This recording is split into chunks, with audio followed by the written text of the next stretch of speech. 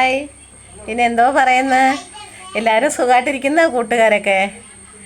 പിന്നെ ഇന്ന് ദീപാവലി അല്ലേ, എല്ലാവരും പടക്കങ്ങളൊക്കെ പൊട്ടിച്ചോ? ദീപാവലിയൊക്കെ ഒരുങ്ങിയോ? പിന്നെ എല്ലാവരും ചോറൊക്കെ കഴിച്ചോ? എന്തോ ആയിരുന്നു ഇന്നല്ലാടോ എല്ലാ വീട്ടിലും, എല്ലാ കൂട്ടുകാരുടെയും വീട്ടിൽ? ഞാൻ ഇറച്ചി മേടിച്ച് കേട്ടോ, കോഴി ഇറച്ചി മേടിച്ച്. പിന്നെന്തോ പറയാനാ, കൊച്ചുമക്കളൊക്കെ ഇല്ലേ, അന്നേരം കൊച്ചുമക്കൾക്കൊക്കെ മേടിച്ച് കൊടുക്കണ്ടായ ദീപാവലി അല്ലേ.